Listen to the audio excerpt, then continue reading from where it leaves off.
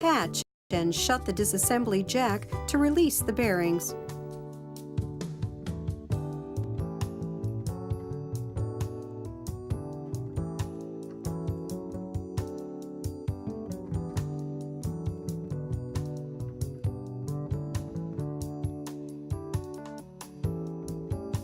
Remove the bearing retainer. Turn the horizontal shaft counterclockwise and remove the key from the friction pulley.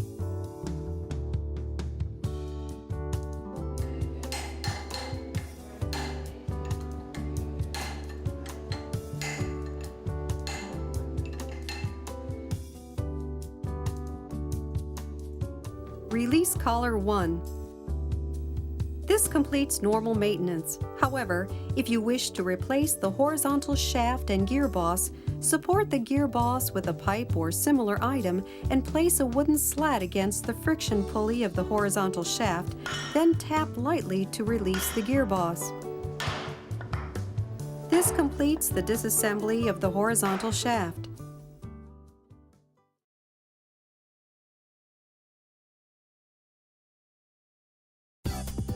Clean and inspect the parts and replace parts as necessary. This is the procedure for assembling the horizontal shaft. Mount the gearboss on the horizontal shaft. Set the gearboss under the mounting part of the spiral gear like this and set the pipe. Apply lubricant to the engagement part of the horizontal shaft and align with the key, then tap the horizontal shaft from the pump side. As when releasing the horizontal shaft, be sure to use a wooden slat.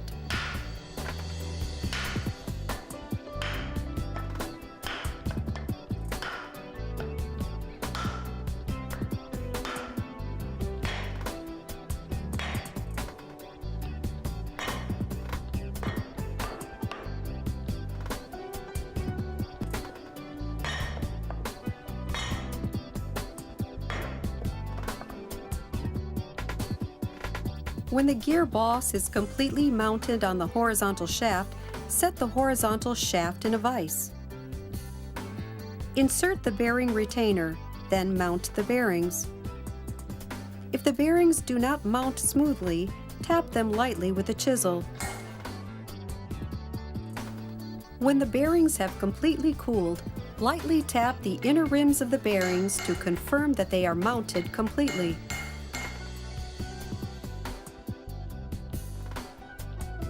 Mount collar 2.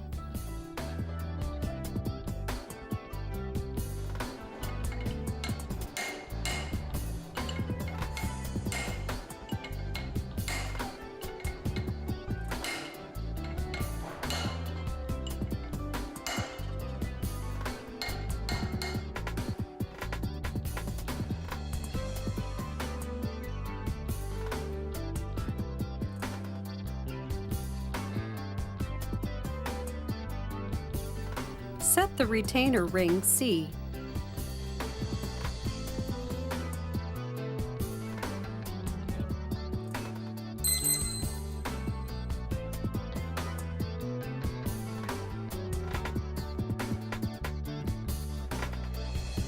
Turn the horizontal shaft counterclockwise and confirm that the bearings are completely mounted. Mount the bearings. If the bearings do not mount smoothly, tap them lightly with a chisel.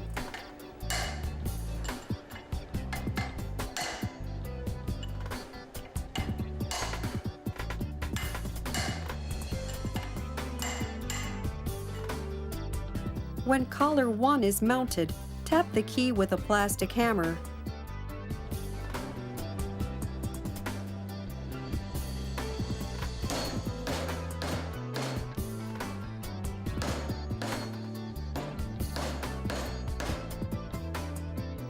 Align the spiral gear with the gearboss of the bolt hole and tap it in evenly with a plastic hammer.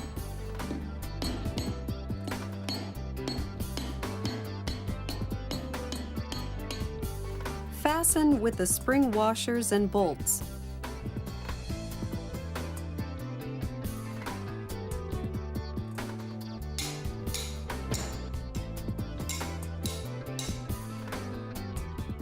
After the key is mounted, check the engagement with the friction pulley. This completes the assembly of the horizontal shaft.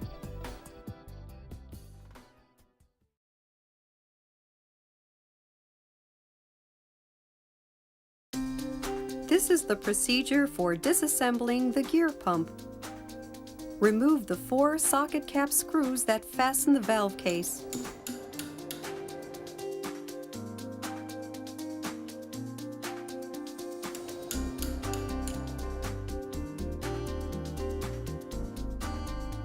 Remove the valve case by lightly tapping it with a hammer.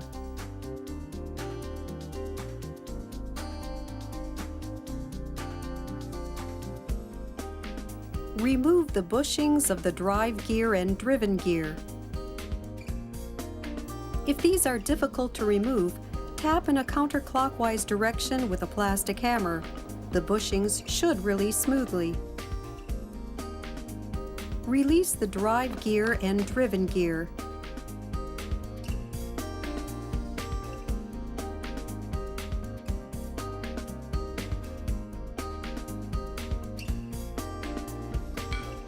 Remove the gear bushing from the pump housing. If the gear bushings remain mounted on the shafts of the drive gear and driven gear, they may fall off the shaft.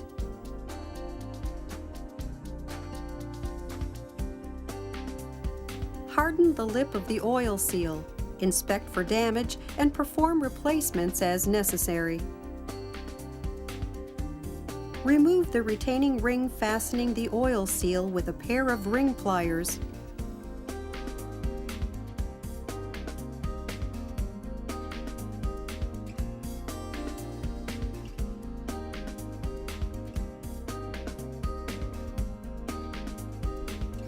From the insertion part of the gear bushing, strike the oil seal with a screwdriver to remove it. When doing this, be careful not to damage the insertion part of the bushing.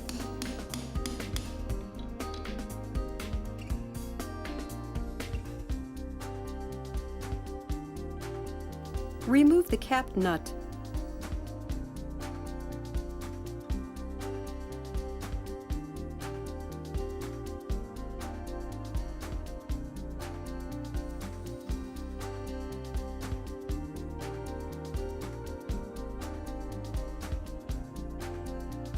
If the adjusting screw needs to be removed, be sure to check the position of the adjusting screw before disassembly.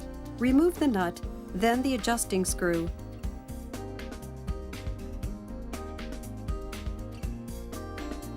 Loosen the adjusting screw, then remove the valve spring and valve stem.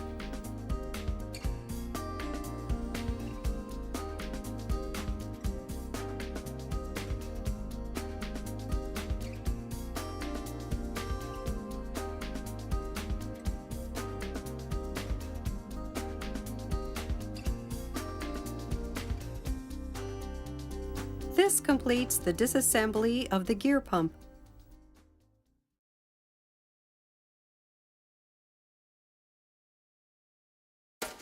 Clean and inspect the parts and replace parts as necessary. This is the procedure for assembly of the gear pump.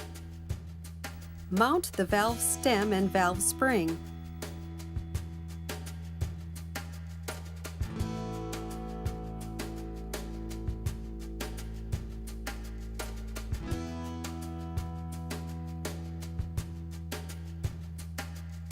When the adjusting screw is disassembled, be sure to place the adjusting screw at its position before disassembly.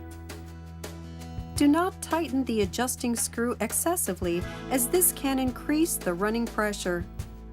Similarly, do not leave the adjusting screw too loose, as this can cause insufficient air intake. Set the regulation pressure to 0.4 megapascals.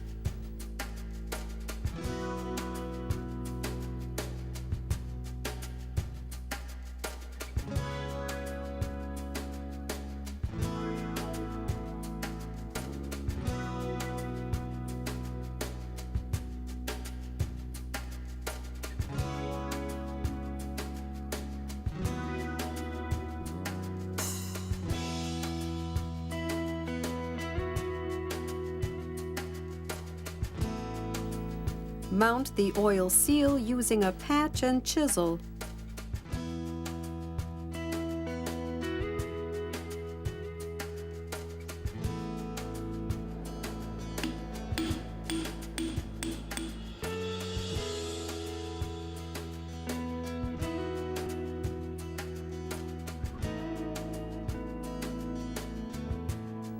Set the retaining ring.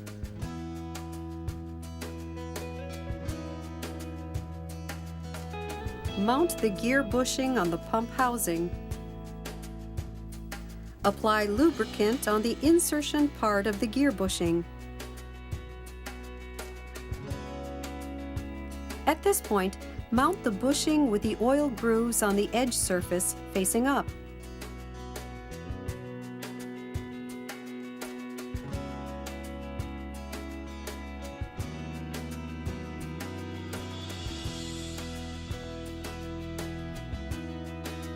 Mount the drive gear and driven gear. When mounting the drive gear, take care not to damage the oil seal.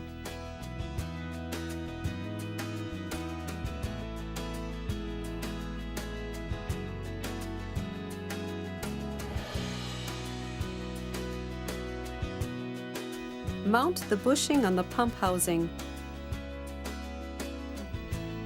Mount the bushing with the oil grooves on the flat surface facing down.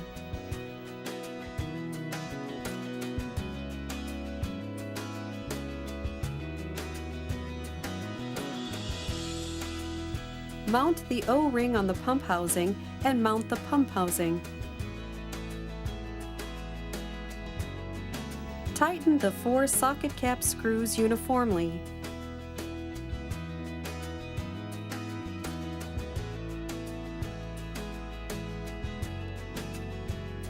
Finally, check by hand that the drive gear turns. This completes the assembly of the gear pump.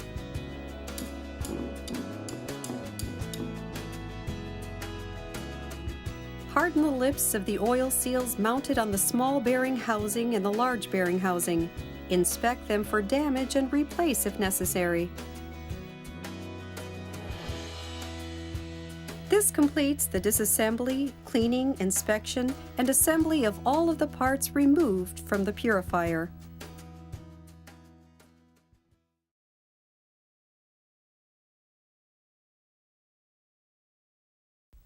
We will now explain the procedure for mounting each part on the self-jector.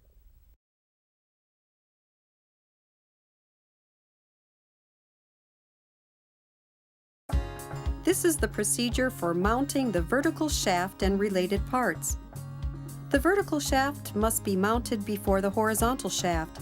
If the horizontal shaft is mounted first, the angular bearing case of the vertical shaft will be placed in contact with the spiral gear, preventing assembly of the vertical shaft.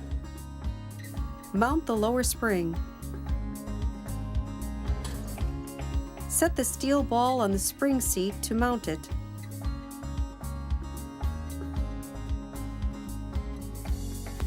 To mount the vertical shaft, align the keys mounted on the lower bearing case of the vertical shaft with a key groove on the lower bearing housing.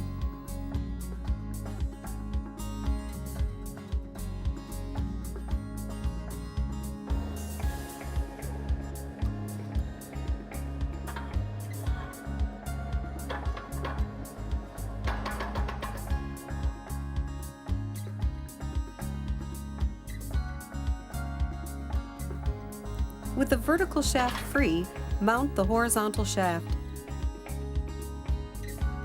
Apply grease to the lip of the oil seal mounted on the small bearing housing, taking care not to damage it, and mount the horizontal shaft.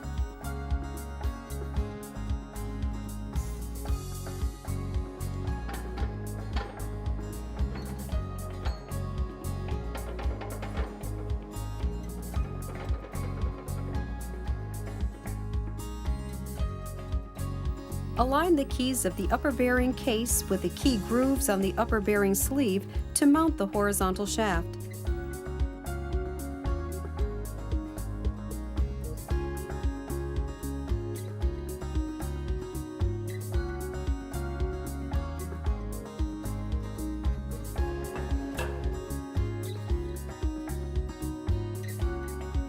Check that the upper bearing housing is firmly mounted.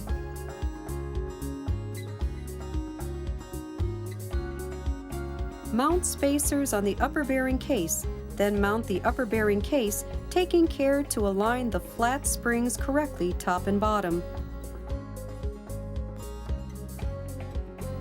Measure the gap between the upper bearing housing and flat springs. The tolerance for this gap vary according to the model, so please consult your user's manual. If the measured gap is not within the tolerance, select the appropriate spacers and insert them to ensure that the gap is within the tolerance. Two types of spacers are supplied, 0.5 millimeters and 1.0 millimeter.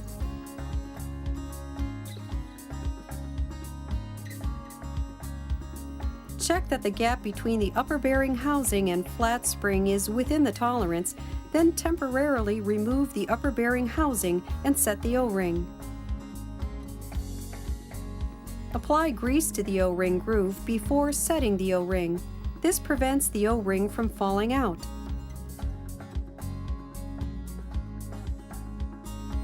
Align the keys mounted on the upper bearing case with the key groove on the upper bearing sleeve. At the same time, align the retaining bolts of the upper bearing housing.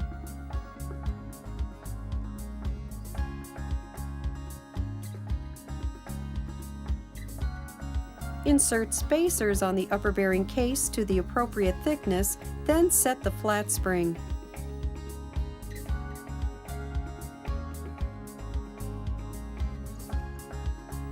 Mount the O-ring on the upper bearing housing, then mount upper bearing cap 2 and the upper bearing cover.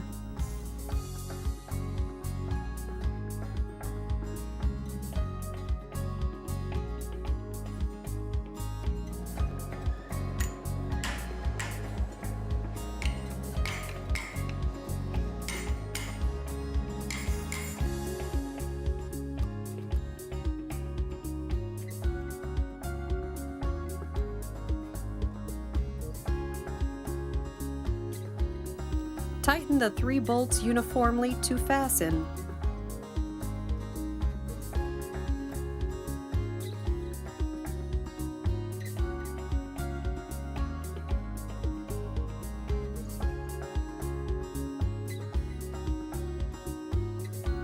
Mount upper bearing cap 1, then mount the mist cover.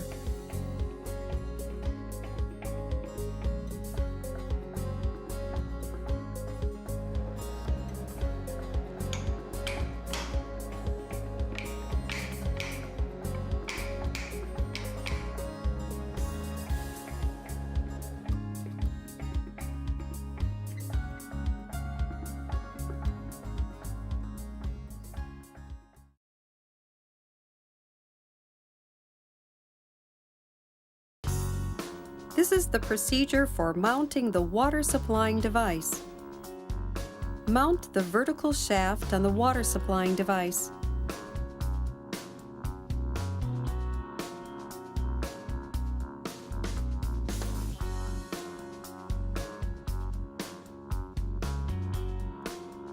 Fasten the 3 socket cap screws, then tighten the cap nuts on the operating water tube completely.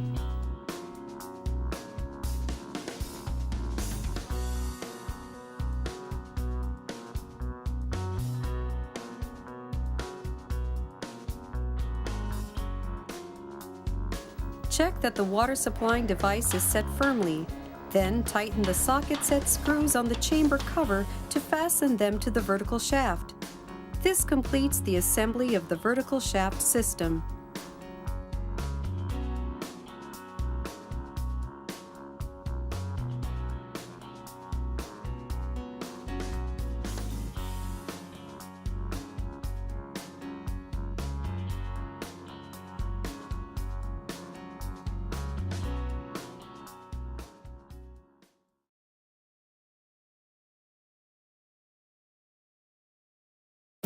This is the procedure for assembling the horizontal shaft.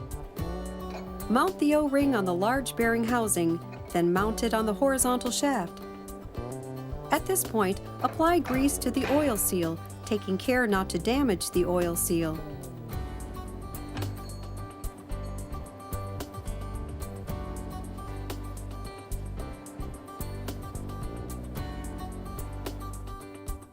Tighten the retaining bolts on the large bearing housing. Align the bolt holes on the large bearing housing with the bearing retainer and tighten. Mount the large bearing housing and small bearing housing with the oil grooves facing down.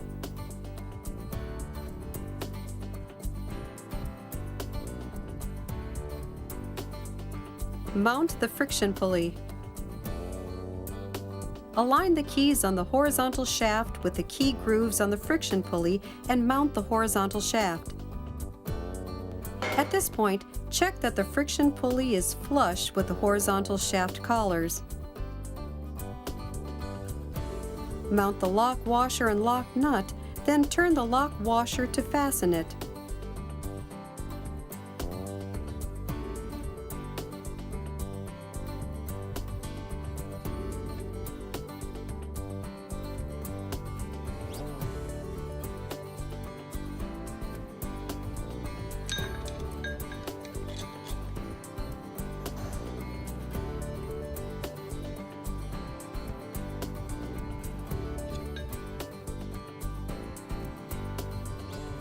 Mount the friction blocks on the friction boss using a rubber band like this.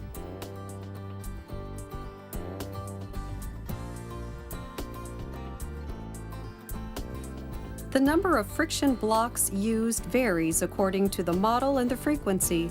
Mount the appropriate number of friction blocks.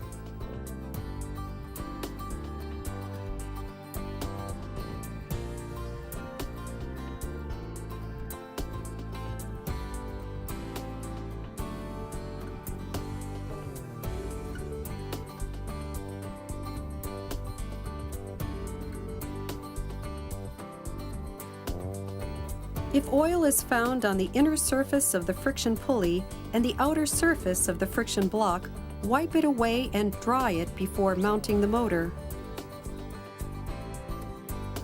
Lift the motor using the chain block and mount it on the self-jector, then fasten it with the bolts.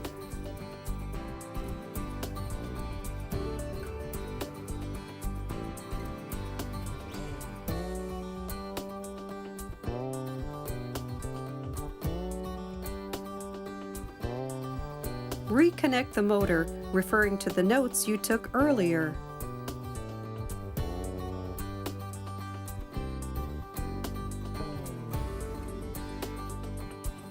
Mount the sheet packing on the drain plug and tighten.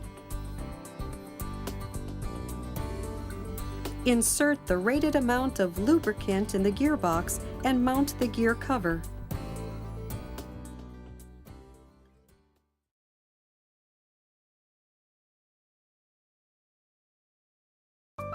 This is the procedure for mounting the gear pump.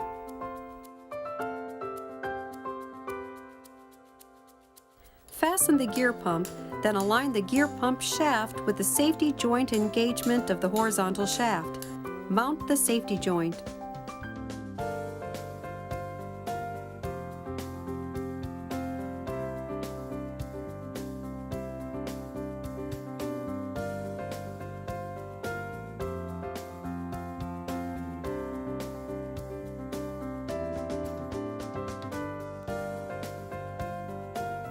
Connect the connecting tubes.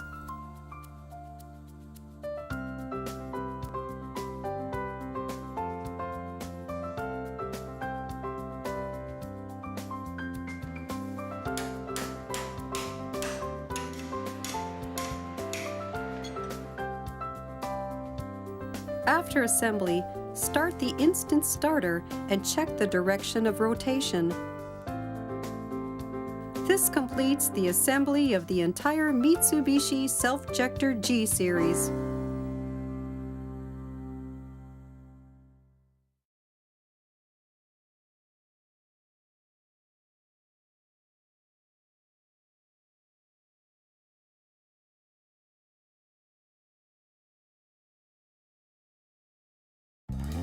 Let's look at the sludge discharge process using an actual example of total discharge. In this example, all of the sludge inside the bowl is discharged from the sludge discharge holes. In automatic operation, at preset sludge discharge intervals, the supply of dirty oil is stopped and the replacement water is supplied to the separation chamber, thus collecting the oil in the bowl. Next, operating water is supplied to the water pressure room. Once the chamber is filled, centrifugal force is applied to generate hydraulic pressure in the operating water.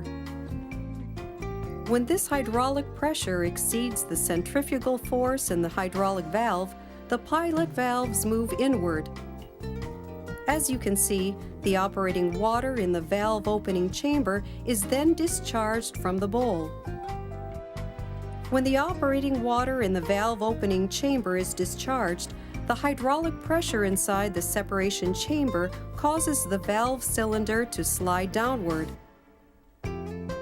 The dropping of the valve cylinder causes the sludge discharge outlet to open, and all sludge and liquids are immediately discharged from the separation chamber. When discharge ends, the supply of valve opening water stops. All of the valve opening water is released through the drain nozzles. With the hydraulic pressure from the valve opening water removed, the pilot valves once again move outside. The supply of the valve opening water, which had been stopped during sludge discharge, is now resumed.